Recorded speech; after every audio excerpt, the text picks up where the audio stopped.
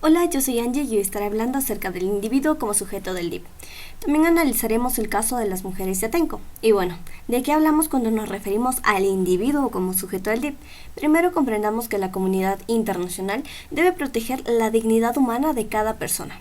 Esto nos va a permitir que se trate a las personas como fines en sí mismo y no como objetos para satisfacer un fin. Pero la dignidad humana también implica respetar la autonomía de las personas para desarrollar sus propios planes de vida.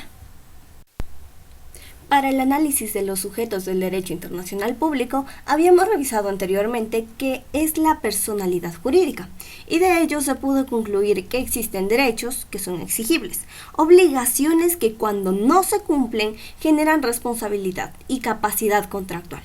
Si bien no todos los sujetos del DIP tienen el mismo alcance por su naturaleza, en este caso nos vamos a centrar en las características más importantes del individuo como sujeto del DIP.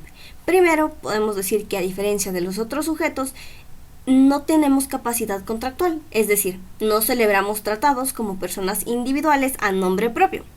Lo normal es que cuando se celebran tratados, una persona ratifica en representación de un Estado, no a nombre propio.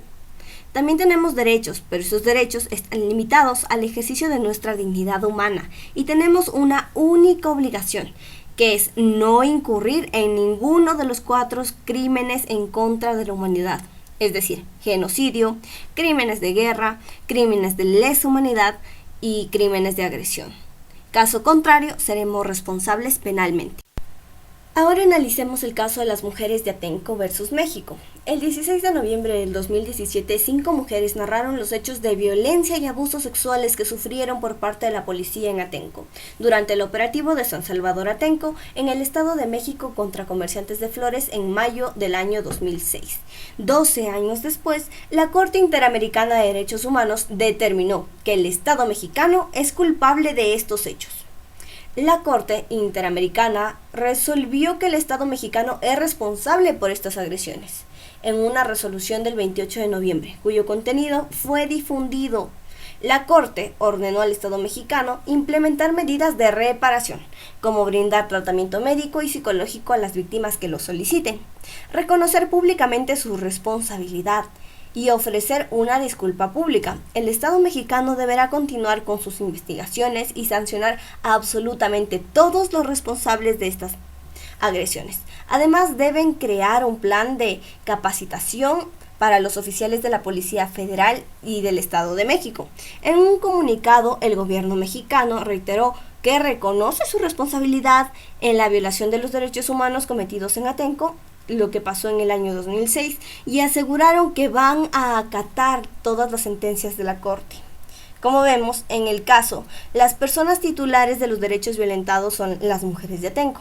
Los derechos que se les violentaron por parte de los agentes policiales son derecho a la libertad, derecho a la vida, a la integridad física, sexual, psicológica y el acceso a la justicia. Como vemos, no es que les ofrecieron una vida digna, y es que no se realizó ninguna investigación y estas personas pasaron privadas de su libertad durante 1 año y medio, por lo cual el Estado es responsable de las actuaciones de estos agentes estatales, los miembros de la policía y los miembros del Centro de Privación de Libertad de Atenco.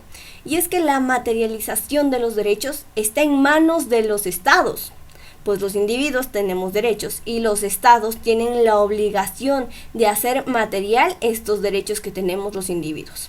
Pero cuando el Estado no actúa, podemos recurrir al sistema internacional.